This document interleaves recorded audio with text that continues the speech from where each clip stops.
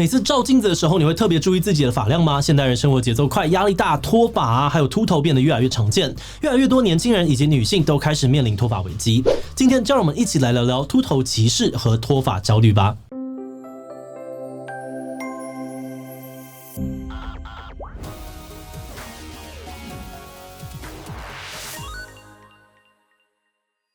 Hello， 大家好，我是志祺。为了避免秃头，自古以来呢，人类就发明过很多的偏方。早在古希腊时代呢，就有医生会把鸽子粪搭配山葵啊、小茴香籽还有荨麻用来治疗秃头。古埃及人呢，会把刺猬的刺烧成灰烬进入油里面，再跟蜂蜜啊、雪花石膏、代赭石以及手指甲缝里面的这个碎屑呢混合调配之后，涂抹在头上帮助生发。那到了现代呢，每年全世界的人总共也会投入大概35亿美元，也就是将近1100亿台币的费用来治疗秃头或帮助生发。事实上脱发和秃头并不是只有中年男性的专利，女性甚至一些中学生也可能正在面临这个问题。而很多人呢，注意到自己发线很高啊，会觉得不好看，担心被嘲笑，严重一点甚至会被歧视。而有些人呢，就算只是正常的掉发也开始焦虑，结果反而因为心理状态开始出现严重的脱发问题。那今天的影片呢，我们会分别从歧视、脱发问题、焦虑等不同的角度切入讨论。不过在开始之前，先让我们进一段工商服务时间。最近几十年，台湾附近海域能够看到的生物越来越少了，渔业资源也逐渐的枯竭，这主要是因为过度的人类活动所导致的结果。那为了解决这样子的困境，包含绿色和平在内的数十个民间公民团体共同制定了台湾海洋保育法草案，希望能够全面有系统的保护海洋。但自从2021年民间版本的海洋保育法草案一读通过之后，法案的进度就一直停摆到现在。因此目前绿色和平正在积极的呼吁大家联署支持本会期3读通过海洋保育法，希望能够借此赶快让台湾的海洋恢复昔日的荣景。那如果你也在乎台湾的海洋议题，赶快点击资讯栏的连结，一起来了解海洋保育法的联署活动吧。根据纽约大学朗格尼医学中心的数据不论是年龄呢，有超过 80% 的男性跟超过 50% 的女性都有可能会有各种跟脱发有相关的困扰。这显示呢，脱发已经不仅仅是男性的困扰。以美国为例每4位女性当中就1位会有局部脱发的状况。那虽然亚洲人的秃头率比欧美人都还要低，但这也是一个普遍问题。亚洲人呢，有雄性基因秃的几率差不多是14到63% 之间。那以台湾为例呢，40到91% 的男性里面有 22.4% 的人面临脱发。而且现在有许多专业机构也都发现呢，脱发问题有越来越年轻化的趋势。通常来说呢，秃头的主要原因是雄性激素脱发，尤其以中年男性为大宗。但随着现代人的生活作息啊、饮食习惯改变以及各种的生活压力，就算是年轻的学生也会遇到类似的困扰。每天照镜子啊，可能会慢慢注意到头顶的头发越来越稀疏，或者是额头上面的发线越来越高，枕头啊或者是浴室里面也会发现越来越多自己掉下来的头发。而这些问题呢，会让很多人感到非常的没有自信。而这个社会常见的秃头歧视，又可能会让类似的焦虑越演越烈。秃头歧视问题呢，可能会在生活中的各种层面影响着有脱发困扰的人。其中最常见或者最严重的，通常会是在学校、职场或是婚姻的情境里面出现。比如大家从小可能都会看过，有些同学呢可能有先天性的秃头，常常呢就会被同学拿来开玩笑，说发型像是河童，甚至连老师都会笑他。在交友市场上面，秃头或是发线高的人通常会被认为不健康或是特别老气，而相对的不受到欢迎，甚至承受了一些委屈。有网友就分享为了解决自己的脱发问题，他曾经花钱植发，但他后来的女友知道这件事情之后呢，却直接提出分手因为担心这个秃头会遗传。而这种现象呢，也不只是出现在台湾。今年2月呢，中国的人类精子库征求捐精者其中要求的门槛呢，除了学历、五官、近视不能够太深以外呢，也要求不能够有明显的脱发问题。2022年，印度时报也报道，有新娘呢发现新郎戴假发就愤而退婚的案例。而2019年呢，印度就有很多男性自主成立的秃头协会，试图改变这种歧视现象。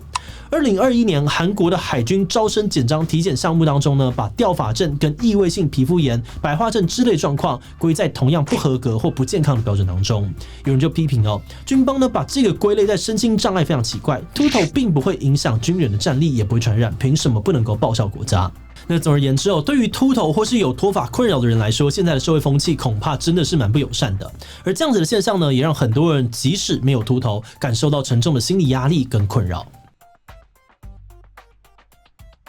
所谓的脱发焦虑呢，并不是一种医学上面的正式病症哦，而是用来描述因为担心脱发秃头而长期感到不安、压力的一种心理状态。这种焦虑甚至已经跟脱发问题本身一样的普遍。中国2022年一个针对18到50岁民众的调查发现呢，有超过40% 的受访者认为自己脱发严重，尤其是发际线啊、头顶、发缝等等的部位。超过70% 在18到30岁呢就开始脱发，而超过50% 的人认为脱发会影响颜值，让人自卑。那在这个当中呢，高达80% 的人表示自己非常在意自己的秃头问题，有70% 的人非常不喜欢别人评论自己的头发量。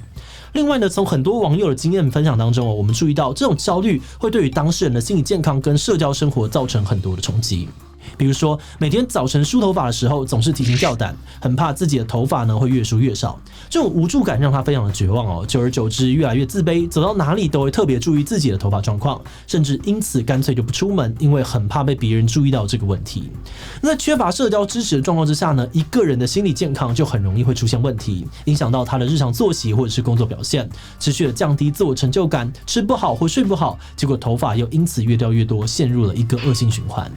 那如果你自己或者是你身边的也有朋友正在面对这样子的问题，有的专家会建议呢，或许第一步就是要先判断一下自己的状况是正常的掉发或是不自然的脱发。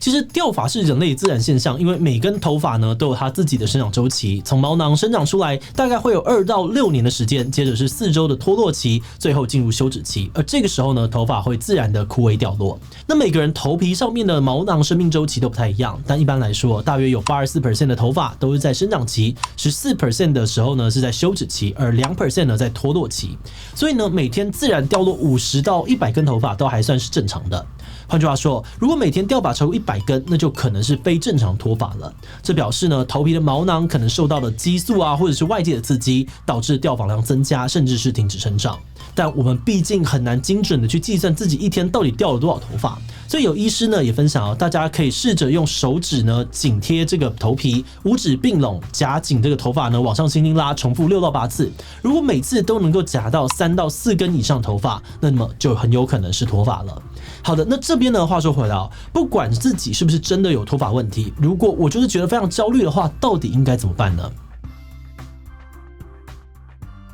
关于这边的问题可以从不同的角度来处理。一般来说，最直接的做法呢，就是寻求专业的协助，直接改善脱发的状况。透过医师的评估呢，通常都能够帮你找到自己脱发的原因，提供相应的治疗建议。有的时候脱发可能是因为营养不均衡，这就可以透过饮食的方式来处理。那如果是因为生病啊或压力，当然就会有不同的治疗方式。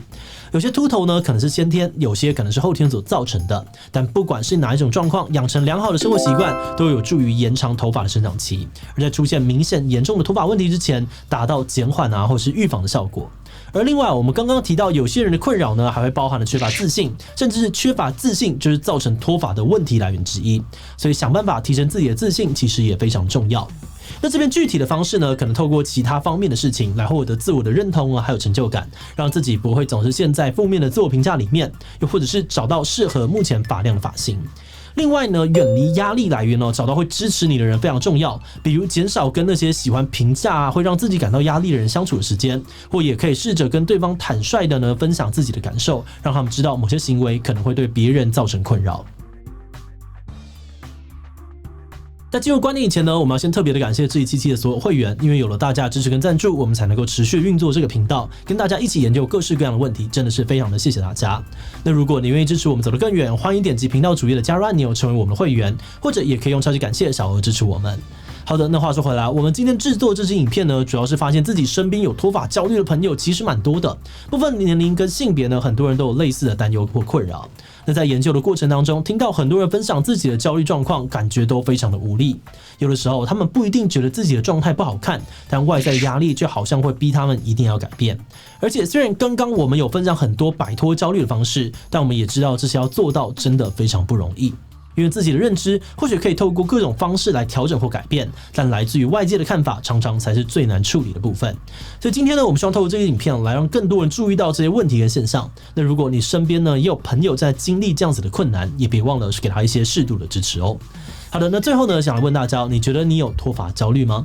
有，我真的很害怕秃头，会想办法遮遮掩掩，并会担心自己的发线太高，但目前呢还不至于影响到自信，所以完全没有，我为我自己的发量自豪。替其他留言分享你的想法吧。最后，如果你喜欢今天的影片，欢迎分享出去，让更多人注意到脱发焦虑的议题。此外呢，也可以点击这地方看容貌焦虑以及不用洗发精洗头的讨论。那么今天的这一期就到这边告一段落，我们就明晚再见喽。